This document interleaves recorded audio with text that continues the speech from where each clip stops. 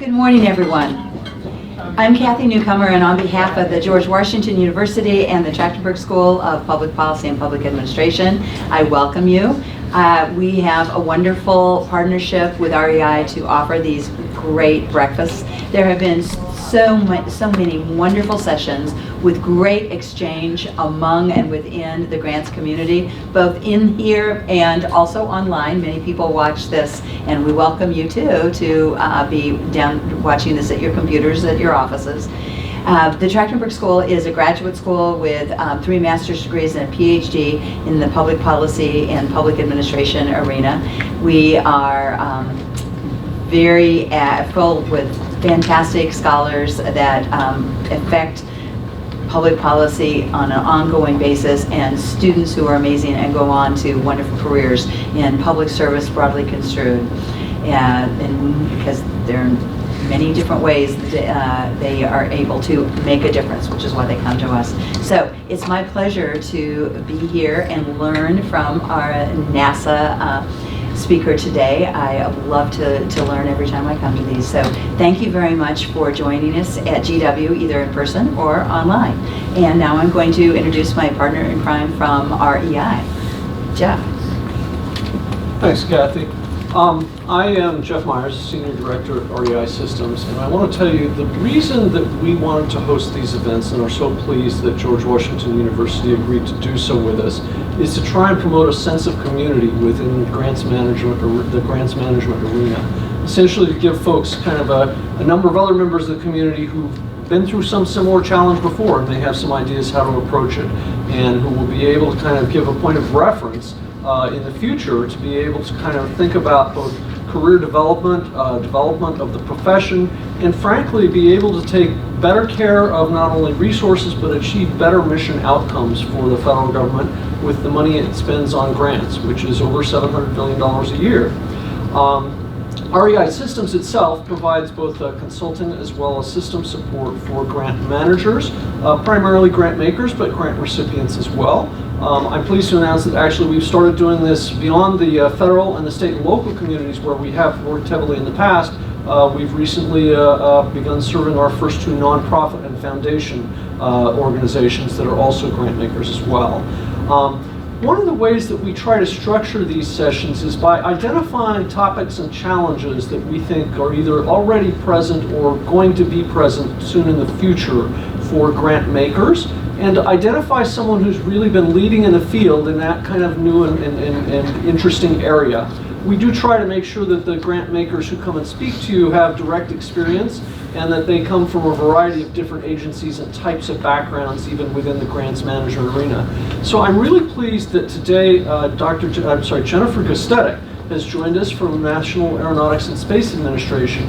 And the reason why is because she's taking kind of a user-centric view and has actually helped go through that process of reorganizing and kind of refocusing the programs that she oversees within NASA to take the perspective of how can we attract a better and a more innovative form of grant recipient.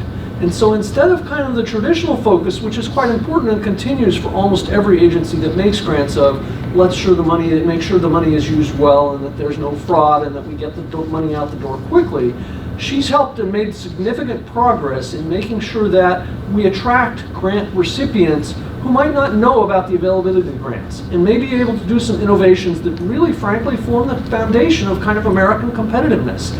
Many of America's best innovations come from small businesses and entrepreneurs, and it should come as no surprise to most of you that a lot of those innovations come from entrepreneurs that get some sort of grant funding or federal encouragement programs and technical support on occasion to help them succeed, and again, to really strengthen American competitiveness.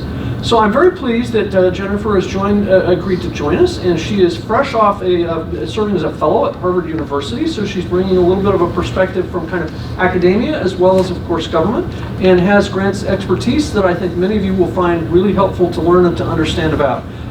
Just as a heads up, Jen has agreed that she will be happy to have questions from the audience throughout the course of her presentation as well as at the end.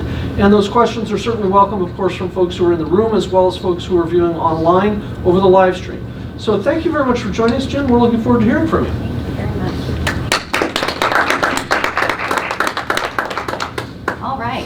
guys for having me. Hi, Heather. Hi, Sarah. It's good to see familiar faces from our REI team that's been supporting us on NASA's SBIR program. So I'm Jen Gustetic. I am the program executive for the Small Business Innovation Research Program at NASA. I've been doing this job now for about 3.5 years. I can't believe it's been 3.5 years already. Oh, we recently published a paper in the New Space Journal. So we submitted a conference paper last year, and it's about 15 co-authors that are on that paper from our team across the REI team. Surya is one of the co-authors, as well as members of the civil service team. And we went through the process last year of actually getting that peer reviewed and published in the New Space Journal. So everything that I'm going to talk about today actually can be referenced and seen in more detail in that 26-page paper. A little bit about me. I've been running the SBIR program for the last 3.5 years, but I've been throughout my entire career focused on innovation and government more broadly. I started off working on a grants program at the Transportation Security Administration, where we were awarding both through competitive grants as well as cooperative agreements to address regional security issues with mostly transit type grants. I had nothing to do with aviation. It was all actual ground transportation security while I was at the TSA. But that was actually my first job in government. So grants, 15 years ago I started in grants, but I've moved away from grants since then actually. I've worked on prize competitions and crowdsourcing and citizen science as mechanisms for actually engaging innovators outside of the government and bringing new ideas into the way that we solve problems. I did that both at NASA and also at White House OSTP for 2 years. At the federal level, kind of driving those practices from a policy perspective. And since then, I've been working on a different mechanism for engaging innovators across the country and solving NASA's problems, SBIR and STTR, which some of you may know that SBIR and STTR can be awarded through many mechanisms actually. So ARPA-E, for example, their awards are cooperative agreements. At NIH, at NSF, it's grants. At NASA, we actually award through contracts. And we also have the authority to award through OTAs, which are that crazy thing that's being talked about all around DoD right now, and also through prizes, actually. There's a number of different ways you can actually make these awards. You don't have to make the awards only through grants or only through contracts. But having worked across a number of different ways in which the government transfers money to organizations or individuals over my career, the government tends to default to contracts or grants because that's what they know. It's their happy place because they know the rules. There's like a FAR, there's a OMB circular that says how you have to do it. So there's rules that you can follow that keep you safe, right, about how to do it, even if it might not be the ideal tool to actually necessarily address that problem. So with prizes, we've made a lot of progress in formalizing those as approaches and tools. OTAs are getting more formalized, but I just say that as context walking into this presentation about the way that I think about funding vehicles. That funding vehicles exist to serve a purpose to connect a problem seeker and a problem solver, and that problem solver may be an individual member of the public or an organization, and that organization could be a university, it could be a company, it could be a small business, it could be a variety of different types of people that transfer happens between. And in my view, the role of the government is to make that as frictionless as possible in order to actually address the problems and the mission that we're trying to solve. So this is largely derived from a conference presentation that we gave last year about the initial findings from the paper. And like I said, this paper can be found, I think it was in the August publication of the New Space Journal, same title. So for the purpose of today, I'm going to walk through really quickly to just do a little bit more of an overview of the SBIR program, talk about the challenge that we were faced with as a program that we were trying to address, and some of the lessons learned through what we actually tried to or attempted to accomplish between 2016 and 2018. So how many folks in the room are like deeply familiar with SBIR? I know my team is very familiar. Are there folks that are not very familiar with SBIR's program? Okay, so I'm gonna give the high level of what SBIR is. So the Small Business Innovative Research Program and the Small Business Technology Transfer Program, which is what STTR is, were established in 1982 and 1992, respectively. So SBIR is 37 years old. That is unique for a federal program to be around for that long. It has enjoyed great support from the Hill for a very long time. And I'll tell you a little bit of a history lesson before we move on to the next point. NSF was the first one actually to pilot a SBIR program. There was a hypothesis that if a set aside amount of money was put aside to actually allow small businesses to work on research and development, that would be good for the country, because a lot of innovation comes from small businesses and entrepreneurs. And small businesses and entrepreneurs at that time had a difficult time competing against the big prime contractors and big universities. If you're like a 2-man or 2-woman shop working out of your garage on a particular idea, it's harder to compete against GW in winning an award, right? So they started off with a pilot at NSF to see, would there even be companies that would apply? What would the impact of this look like? And I believe their initial pilot was about 5 years before they expanded it to the rest of the federal government. And the requirement for this program is that any agency that spends over $1 billion in extramural R&D, so R&D is research and development, extramural is outside of your agency, so intramural is inside your agency. Like if you're funding centers, like NASA has a lot of intramural R&D where we fund our own people to do research and development at the NASA centers. But SBIR was established as a percentage of the total extramural R&D spend of an agency that spends more than $1 billion a year on R&D. Why that's important and interesting to me from a couple reasons is, one, it truly was a small business set aside and the overall agency top line budget, right? So if you're spending this much on R&D, this much should go to small businesses and entrepreneurs. 2, this is a very unique legislative hack. Like, I am only aware of one other time where where an authorizing committee has been able to get appropriations without appropriating.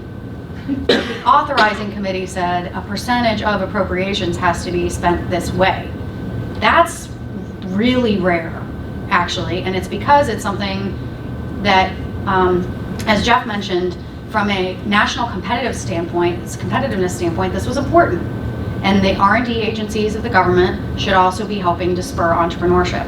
So it actually got through and has continued to maintain supported since 1982. In 1992, they were seeking to increase the percentage, and that became a political battle actually with the universities, because when you think about, if you've got a bucket of extramural R&D money, who's going to get that money?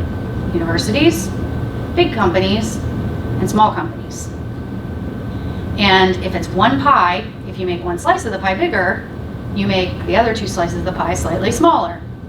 And so when there was a discussion about an increase in the percentage to small businesses, of course those other 2 communities were like, we don't like that idea because we want to maintain our slice of the pie.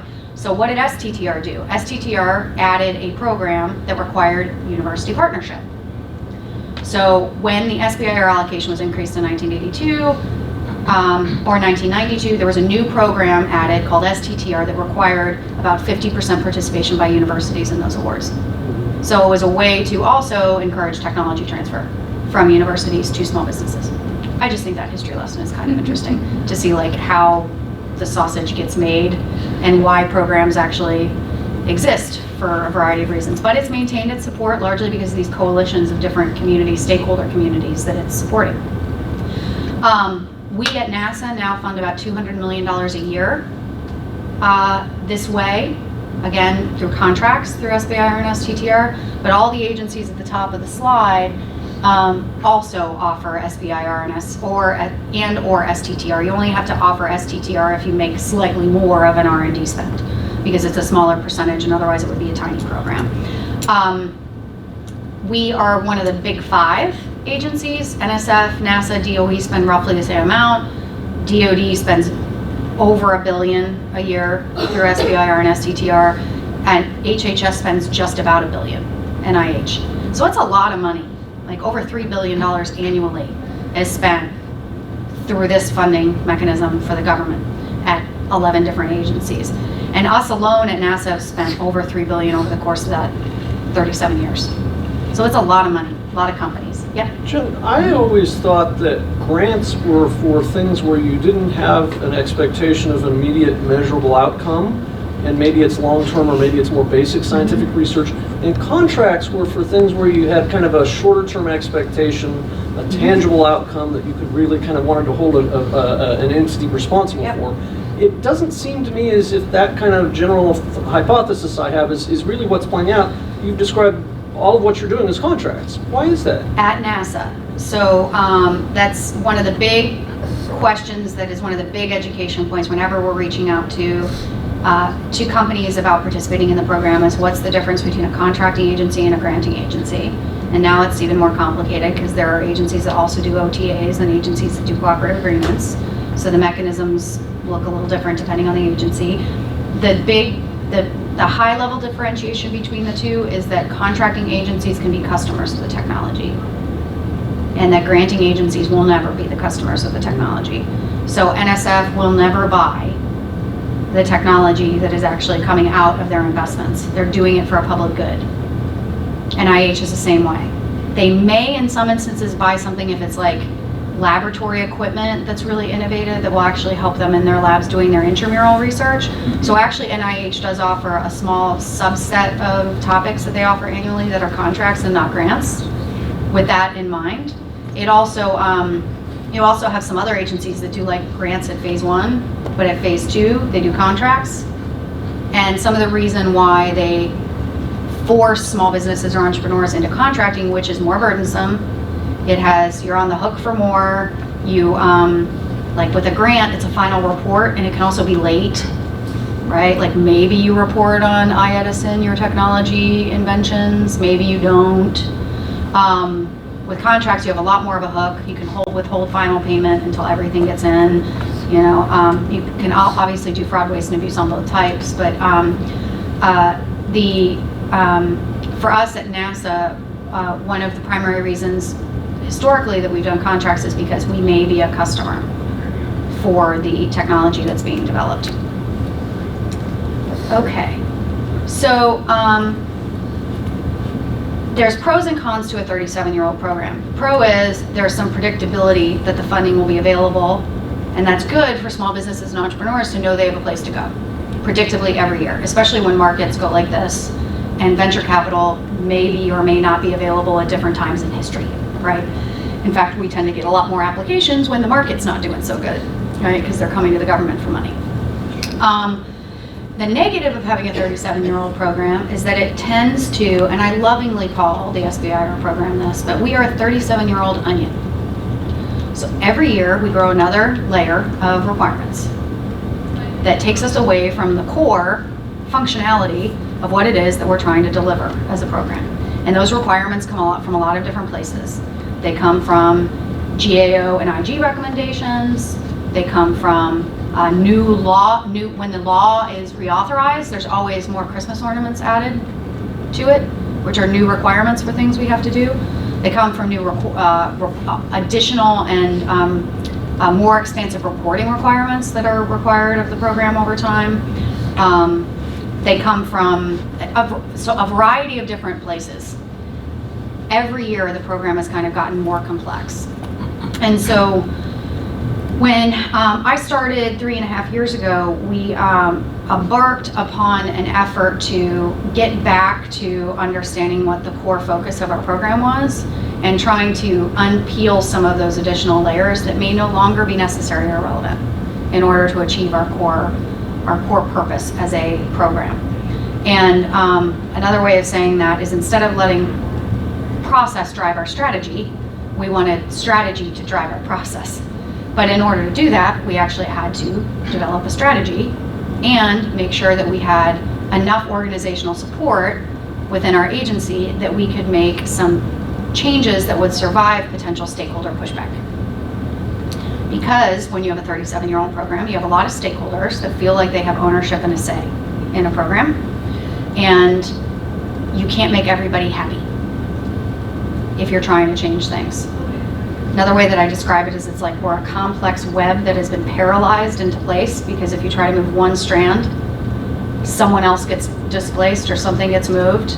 And if you don't think about how you address the things that get moved downstream, you're paralyzed into place. And so we started to think about how we actually strategically begin to remove some strands, anticipating what we would be disturbing, but in a way where we actually had a rationale for it to show the broader impact that we were hoping to have through making some of those changes. So starting in 2016, we were really focused on trying to do two things that were more organizationally transformative. First, better aligning our program within NASA, and I'll talk a little bit more about this. And second, redefining the way that we think about our customers. For years, our customers were our stakeholders, when in fact, in my view, the people we serve are the problem seekers and the problem solvers. We're the connector between those two groups. And those might not be stakeholders at all, the people that we're actually connecting. Now, small businesses, yes, they are. And they somewhat organize and have advocacy that they bring to congressional and to other NASA folks. But for a lot of years, we catered mostly to the problem seekers, to the people within NASA that were seeking to solve a particular problem, with not real, and looking at our problem solvers as being contractors. So they should do what we say, not innovators that are part of our nation's ability to be competitive and develop new technological capabilities for the future that NASA might be one customer of, right? But they're not, SBIR is different in that it's not truly just a contracting program where these are our contractors. Yeah. They are actually a customer. Small businesses and entrepreneurs are a customer that we are trying to recruit to participate in the program and reduce the friction and the pain in participating in our program. That was a total sea change in the way that we looked at that user group. We normally didn't ask those people what they wanted at all. You know, it was, if you want government funding, you're going to do what we say. So in order to kind of move towards this more customer-centric, as Jeff mentioned, culture, we did three things. We did a lot more than this, but for the paper, we highlighted three sets of things that we did to try to move our organization to a place where we could be more responsive to our customers and also engage them in a more complete way. So we were bringing the kind of culture change and the vision change for our program. We were bringing all of those people together along. We were bringing them along the way together. You had a question? I was just going to ask, that does strike me as kind of a watershed change, and I wonder whether or not many grant recipients see the kind of the federal grant issuer as someone who says jump, and the grant recipient asks how high. Where did that kind of initially come from? Was that something that was kind of the vision of NASA leadership, or feedback from a few grant recipients? Where did this change kind of first motivate? I think that there's two, so for people that are watching or listening online, where is their camera? Oh yeah, hi. For people that are online, the question was, what motivated the sea change, or the change in view that small businesses were actually customers? I think for me it was two things. One, while I was at OSTP, I had the opportunity of getting exposure to a lot of other federal agencies. That's one of the beauty of being in those interagency jobs. You see what a lot of other people are doing. Kind of the darling of OSTP at the time in the SBIR world was NSF, because NSF was basically at year 5 in what has now been a 10-year transformation to pivot their whole SBIR program to be much more entrepreneur focused. And so basically what they did is they said, we want to be like the pre-seed fund for entrepreneurs. We want to focus on growth companies, on de-risking technology and market risk before you even get venture capital investors or angel investors. They wanted to be the first investment in kind of growing the overall portfolio of small businesses and entrepreneurs within the country, giving more people the access to capital earlier. So they reorganized their entire program. They focused specifically on making it easier for the entrepreneur to access capital to grow more companies within the country. And we had a lot of conversations at OSTP at that time about how like none of the other federal agencies were thinking about SBIR that way. So I happened, when I returned to NASA, get the SBIR job. I didn't know what I was going back to when I left to go on detail. And I ended up back in the SBIR job at NASA, coming with some of these views of, A, how do we think about really our program as a seed fund and not just a set of niche contracts? When we think about $200 million, that's a lot of money. It's a lot of money in the aggregate. And the total amount of, if you look at the second factor too, is the changing nature of the space industry. The space industry for a long time had been the large primes serving NASA. And there's, small businesses playing that were seeking to become like suppliers, or like they'll build the particular component of a system that gets integrated by the primes that's all serving NASA. But the space industry has fundamentally changed over the last 10 years. There's new players, there's new markets, there's more commercial activity than there's ever been. And so it was a time to take a look from a space industry standpoint at NASA's program to see if our $200 million was being used in the best way that it could have been. Back in the 80s and 90s, it was totally used in the right way. NASA was the purchaser of everything. There were really no other customers than NASA. And NASA still is one of the main, like the biggest player in town when it comes to buying space technology. But we're not the only one anymore. And there's a share of those things that are going through other channels. And so it was time to look at whether or not our $200 million was actually being spent in a modern way for impact, given those two changes. I would also say another profoundly inspirational thing that happened to me personally while I was at OSTP is I was at OSTP when USDS and 18F were coming to be, which are kind of the internal to government consulting groups on how do we rethink digital services and how do we put a focus on the user, as opposed to just building huge enterprise systems that are unusable by anybody, right? Because you don't focus on the user.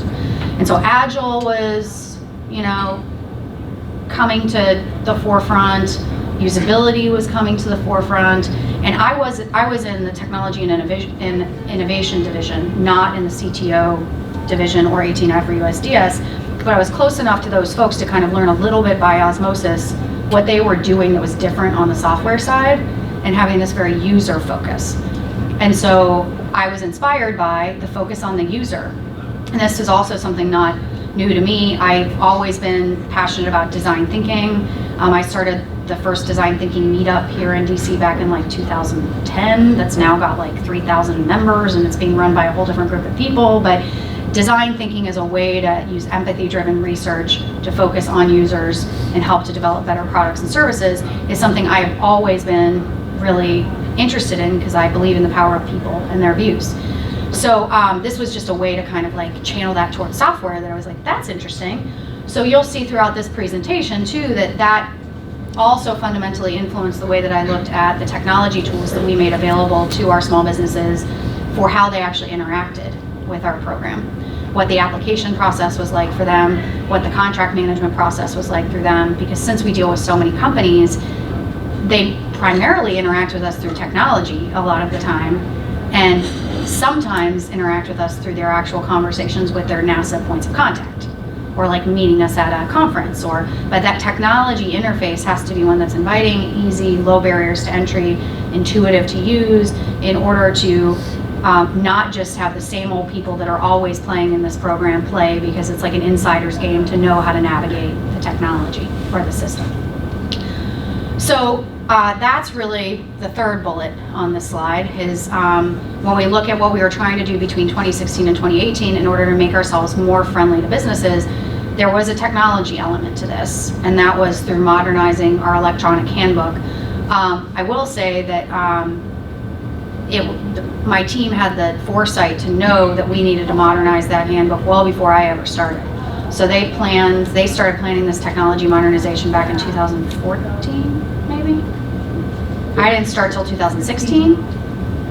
So they had gone through the whole process, and also keep in mind, like, these kind of additional practices coming into government for more like user-centered approaches for enterprise software development was still in its nascent stages when we were actually developing the contract and designing the project. So we were the definition of building the plane as we were flying it, which is to be expected because it was all early stage. It was a very formative. It was a time for a lot of change in the way software is done in the government at the time that we were actually formulating our project. So I came in certainly when the plane was already flying, and then I was like, "Ooh, I want a different wing," and so the team loved that. But we worked through it together, and we'll talk a little bit more about the results of that. But that was a critical part. If you're rebuilding the technology interface, and that's the primary way that your users interact with you, like you got to make sure you do that right? So it was super timely that was happening at the same time that we were focusing on the first two pieces, which were around making sure that our stakeholders and our users had a voice in program direction. I'll talk about some ways that we did that. And then making sure that we weren't like inaccessible in a black box as NASA, which is kind of how we had been. It was really, really hard for companies to get in touch with anybody. And so how do you actually open up the two-way communication channels more routinely between companies and the agency so that there can be more of a natural exchange, because you're not getting the trust, the great interaction, and the flow of innovative ideas if you don't have mechanisms to do that. So I'm going to talk a little bit about the things that we did in each of these three tranches, but they were all towards the goal of having our program be more business friendly. We did two things primarily around trying to incorporate user and stakeholder voices and values in our strategic planning. We actually went through a huge internal exercise to develop a program vision, mission, goals, and objectives that truly considered internal voices in the way that we formulated that. And so I'll come back to talk about number two, but one of the, and I don't have the objectives on this slide, but I'll just talk a little bit about it. So the SBIR program has so many masters. We have Congress, that's our master. We have SBA, the Small Business Administration, that's also our master, that sets all the policy for the program. We have highest level of NASA, and then we have space technology in NASA, where actually NASA is a bit unique in that all of the SBIR budget is consolidated in one organization. So I actually sit over the whole budget of NASA's SBIR program. Some other agencies, the budget is spent by the entities that actually have the R&D money. So it's just like a tax or a set aside within their own program budgets. So there's no single person that has control over that whole budget line. That makes it very different, actually. Your ability to strategize and consolidate that strategy if you don't control the budget is really, really hard at some of the other agencies that have SBIR programs. So one of the advantages we had going into even trying to do this was that we already had our budget consolidated. I have the whole budget line for SBIR. There was perception that we didn't actually control that budget because everybody else in the agency wanted to control parts of that budget. So there was a lot of resistance to us trying to do anything different than the status quo, than the norm. But us actually having physical control of the budget, in truth, made it a lot easier for us to, over time, exercise a little bit more strategic control over the program than some other agencies currently have. Like DOE's is spread all over, NIH's is spread all over. So it's a little bit difficult to have like a centralized view there. But within these goals, so we have 4 program goals that we developed through this collaborative process. The first goal is really about what problems are we seeking to solve. The second goal is really about who are we engaging to solve those problems. The third goal is around how well are we transitioning those technologies into actual use or commercialization. And the fourth goal is, are we doing it in an efficient and innovative way? Like, are we reinventing ourselves? And so, but each of these goals has competing objectives within them. So, for example, on goal 1 or goal 2, when we say engage a diverse portfolio of small businesses and entrepreneurs, there are plenty of people at NASA that like working with reliable small business contractors to solve a particular problem that they have. And so if you only work with reliable companies, you're only going to work with the companies you've seen before. So it's the same people that are going to be coming to you over and over and over again.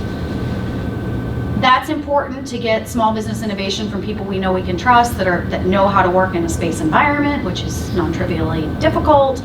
But it isn't really serving the purpose of creating the next generation of space entrepreneurs and the next generation of small businesses that might be trying to get their first award or their leg in the door, and might have a little bit less well-written proposal, because this isn't the 100th time they've done it, but have a high potential company and a high potential technology, maybe just aren't as good at the contract proposal process. And so maybe their score is a little less, right? Or maybe they're a little less known by the reviewers, and so they're not as high priority. Both of those groups are really important from a program level for us to be working with, though, due to the dual nature of our program. Not just doing research and development that meets NASA's needs, but also being a seed fund for economic growth and technology development for the space industry. And those are two very different groups, small businesses and entrepreneurs.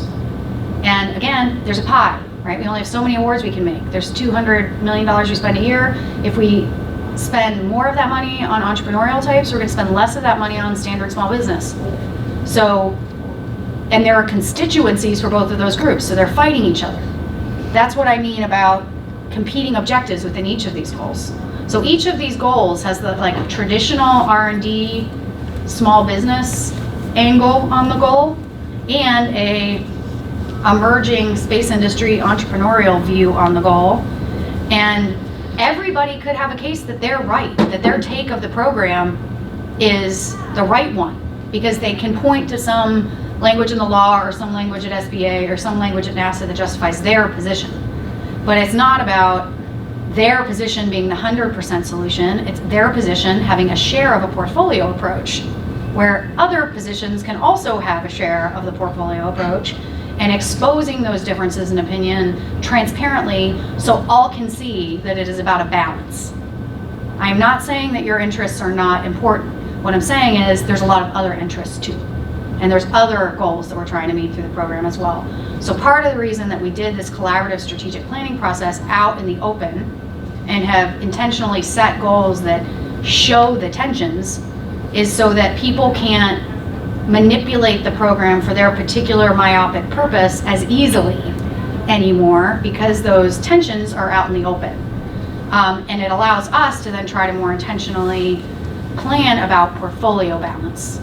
Then the challenge for us is, how do we know how much we should spend in each of the segments? The ideal is based on impact, but sometimes it takes 7 years to measure impact in R&D and small business commercialization. That's not something that happens overnight. So decisions we make today, we might not realize the impact of for 7 years. So it's hard to actually tie some of these decisions in real time to impact, but that's something I'm particularly personally very interested in, how we might do that more frequently than 7 years with proxy measures, those kinds of things. Jeff, you had another question? I'm curious, because it sounds like you're saying we're trying to balance, we've got a variety of pressures. Mm-hmm. I think a little bit about the kind of the venture capital model of capital allocation. Venture capital firm may have more than 200 million, maybe a small one would have less. Mm-hmm. But it strikes me that what they'll eventually do is they start out using their judgment. I think we should put this much into consumer products, this much into technology, this much into manufacturing in our investments of our portfolio.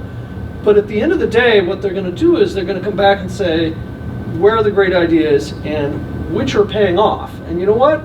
If technology is giving us a 200% return on investment and manufacturing is giving us a 5% return, we're either going to zero out or really minimize the investment in a portfolio that's not providing the return towards our mission. And in that case, it's their capital appreciation. So I'm curious about whether or not, as part of your kind of program setting and prioritization process, those kind of after the fact, here was the return, here was the impact on our mission, here was the innovation that resulted, and therefore, you know what, we like the people who say small businesses are good, but the entrepreneurs have been hitting all the home runs. Let's make the small business funding much smaller and the entrepreneur funding much bigger, even if there are a bunch of advocates for the small business funding. Mm-hmm. So there's 8 different ways I could answer that question. So it's a good one, complex one. Let me start by saying that a challenge at NASA that makes us different from DoD is that we do not have funding for industrial-based support at NASA. And it's important to us that small businesses still exist when we need them, just as much as it is for DoD, especially for specialty component parts that are really difficult to make. And so one way that SBIR ends up getting used as a result is industrial-based support for small businesses that are iterating upon their capabilities by using research and development as a way to make their stuff more capable, but they actually need this funding annually or they go under, right? So there is one part, and DoD actually has industrial-based funding where they can just continue to support key suppliers from a national security standpoint. We don't have that. So that's maybe not the way that I would ideally like to see our program used, but there's no other source for that kind of thing at the agency. And so there will always be a certain amount of that ends up happening in our program, whether it's by design or not by design, because people will find the way to find the money that they need to stay alive. The other thing that I will say to answer your question though is that, so yes, VCs take a portfolio approach, but that's completely driven by their financial model. VCs are trying to make at least a 5x return. They'll say things like 10x return, but like even the good ones are making like 3 or 4 now. There's rarely ones that are making like 10x returns. And like, I think something like 70% of micro VCs don't even return the capital of their investment right now. So there's vastly different performance of VCs that are out there, what they're actually performing. And when they make their first investment, whenever they're making an investment against their investment thesis, any investment they make, they believe could be $1 billion company. Because they need one of the 10 investments that they make to actually be $1 billion company to make the 3 to 4x return that they promise their investors. But they know they're gonna have 90% failure. They know that 90% of their investments, or probably 80% of their investments, aren't gonna make any money back. And maybe 10% of their investments undergo a merger or acquisition that maybe return 200 million, 300 million. But the one that drives their fund performance is the one that IPOs at $1 billion or goes through a merger or acquisition at $1 billion. And so when they're making decisions about, so their metrics are purely economic. Purely economic. SBIR is not purely economic. Like we have other goals for the country, and we're pre-VC, we're pre-angel. VCs are investing in things where the technical risk has already been reduced substantially enough that they feel like they can just handle the market risk. And SBIR often ends up playing a role of reducing the technical risk before things ever show up to angel and venture capital investors. So if their like ultimate performance is based on economics, and then they make decisions about whether or not they're going to move investments along in the portfolio based on what they think is going to be worth $1 billion, their major metric is traction. Like how much traction do they see this company having? How much, like it's not just revenues, it's do they think that this could reach the revenues based on the traction we're seeing in new customer acquisition, their sales pipeline, whatever it is.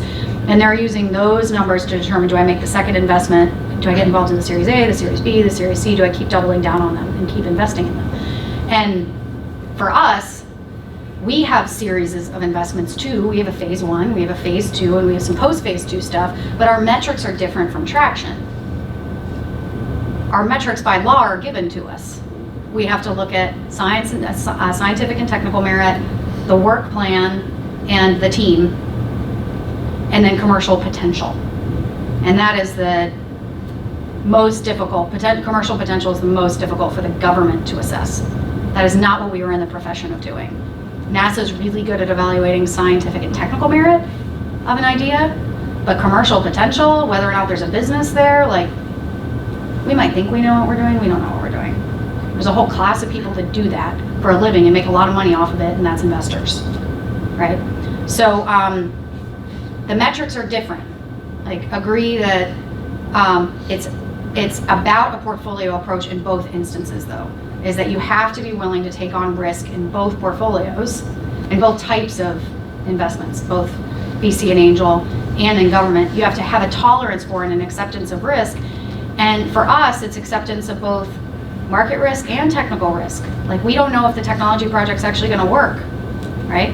We should be taking on risky ideas. Like we're the only people that would pay for that. in the country.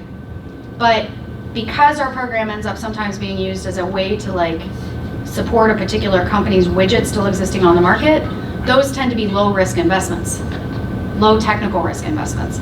So we have to make sure that from a portfolio approach, we're ensuring that we're taking on an acceptable amount of risk, and that's high for SBIR. We want it to be high. It should be higher than pretty much any other research and development program in the government because you're focused on small business research.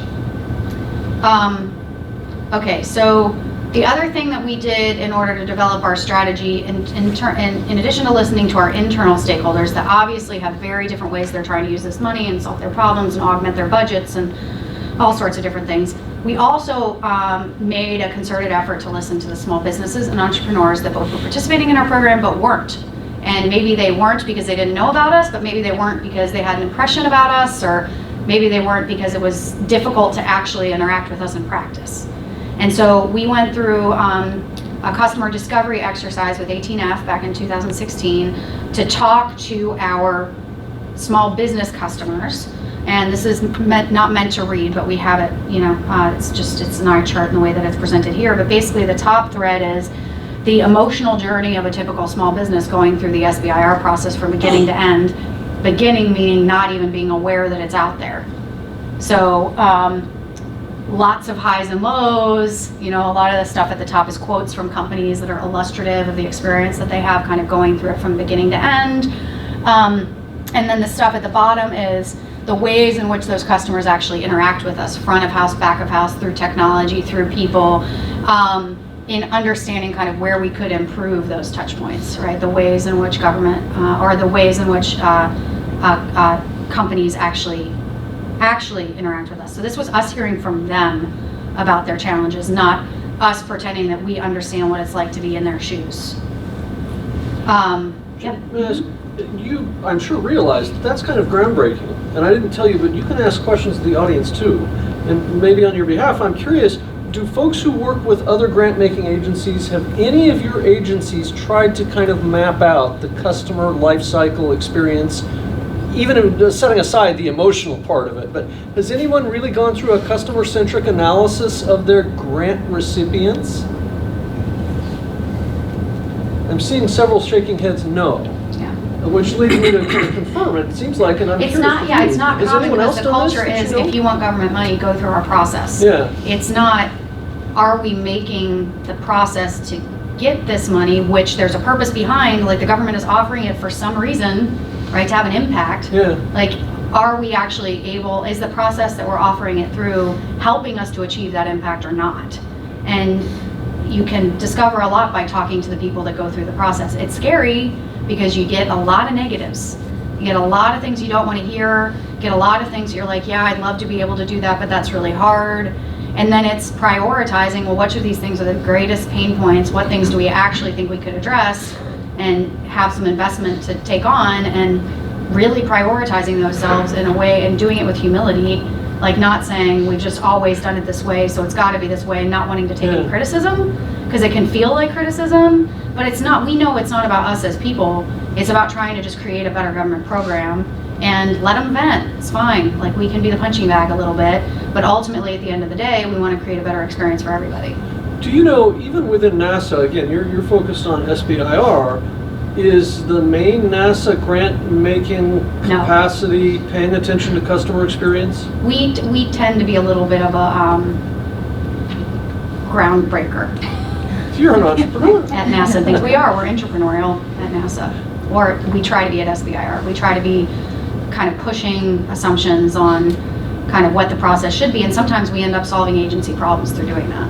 So because we're at every mission directorate, at every center, in order to do some of the innovative things that we want to do, we sometimes have to ask the question first and figure out how to solve it, and then other people could benefit from that at the agency.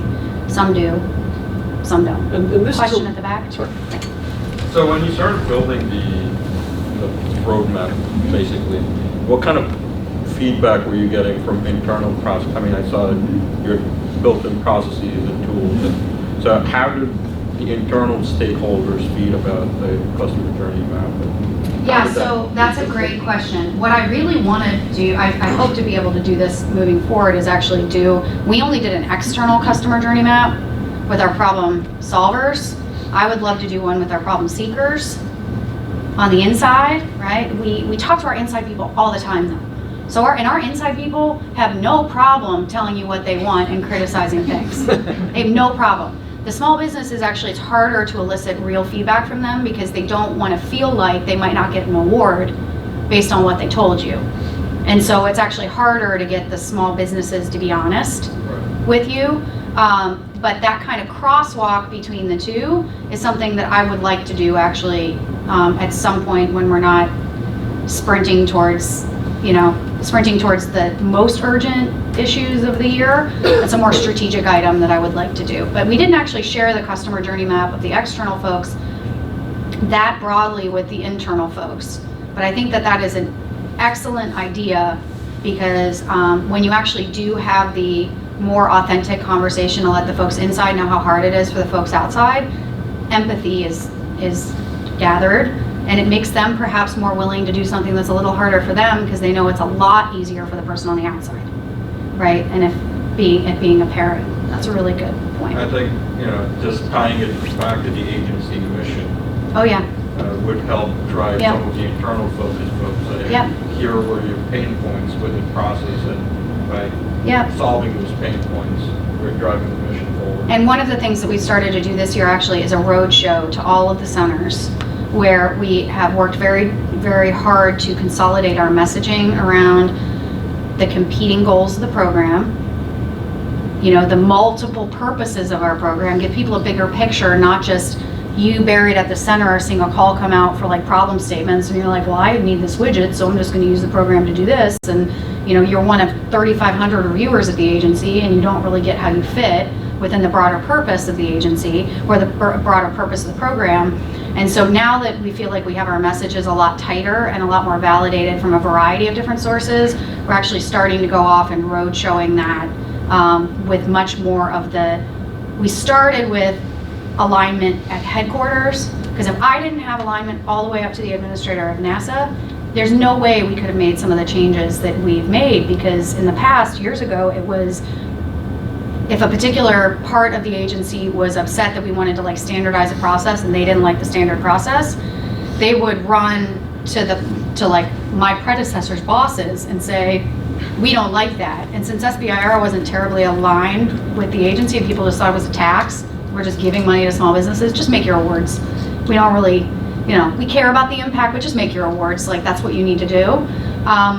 It was very difficult to make any change because they just say, yeah, okay, we don't want to anger you over this thing, so we'll just tell our own people to stop doing the thing that they were doing.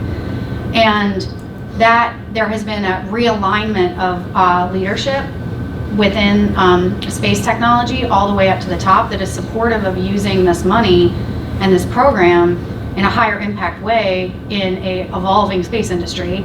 And so they're willing to take some complaints, and just say, yeah, I get that that's painful for you, but it's for a broader purpose. And so I had to spend most of my time initially making sure that we had alignment up, and then started going the levels down. But doing that iterative, the strategy development process started, everybody at the agency that worked on SBIR could have a voice in that strategy development. And that was happening during the vertical alignment process up. So it's not like we waited until that to talk to everybody. It was iterative and it was kind of happening at the same time, but it's now going out with the full court press, is when we're sure we have the support, right? And going out to all of the centers and kind of spreading this message more broadly. I know that we're almost at time, so I just want to get through these last things at a high level. In trying to create more routine opportunities for engagement between the people within NASA, the problem seekers and the problem solvers, we also added an annual industry event opportunity for connections for people to actually come together in person. I think one of the more innovative also technology and interaction point offerings that we've made is that at the close of our solicitation, because culturally NASA right now won't do a pre-solicitation. People don't want to answer questions before a solicitation is finalized. They don't have time to do it. So the way in which we were able to allow companies to have input and get feedback back into our process was as soon as the solicitation closes, we basically open up an RFI where companies can come in and comment on the previous subtopic content and say what was unclear about it, what maybe it should have been expanded to include in order to allow for more innovation, whatever it might be. And that's integrated within our electronic handbook so that when the solicitation is being formulated for the upcoming year, the people writing that same subtopic for the upcoming year automatically get that feedback. It's kind of like automated market research that they get without having to do anything themselves. It's just we open an RFI and then that feedback is automatically given to the formulators of the subtopics the next time around. So we've kind of automated a market research portion of old subtopics. That does not solve the issue, though, of better communication between the NASA, the problem seekers, and the problem solvers, but it is a first step. And a lot of what we've had to do is take the first step in these culture change activities. And we got a lot of response in the first couple times we did it. More of the data is in the paper. So the last thing that we did, which is where the EHB was the primary tool of modernization, was around updating our technology system that is an end-to-end. So we have an end-to-end capability where we do our solicitation development, so all the subtopic development, that then becomes a solicitation where companies propose through a submissions module, where then those things transform over to a review and selection module where we actually use it with our internal community to review those, prioritize them, and rank them for selection, and then transferring over the relevant content for contract negotiation so that the contracts get negotiated, and then over to contract management where all of the deliverables are submitted, where all the final reports go. And so we have an end-to-end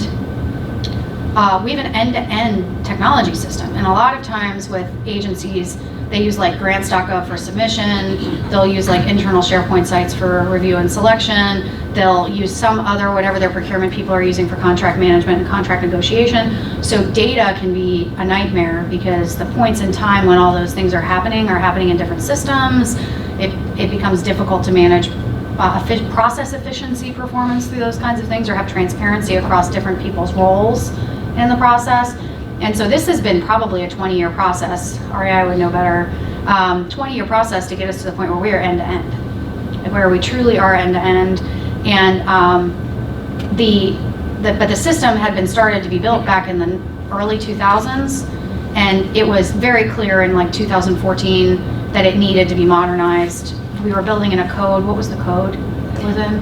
I don't even know the name of it, but like we couldn't hire people to like actually update it.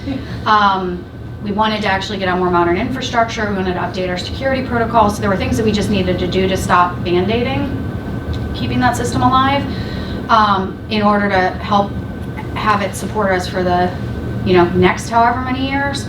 But one of the also things that we did here that is very unique is that we prioritize user experience in this. It wasn't just taking our processes and institutionalizing those through a step-by-step process that we in the program thought was the way that the business process should flow. It was trying to make sure that our actual users of those modules had a voice in how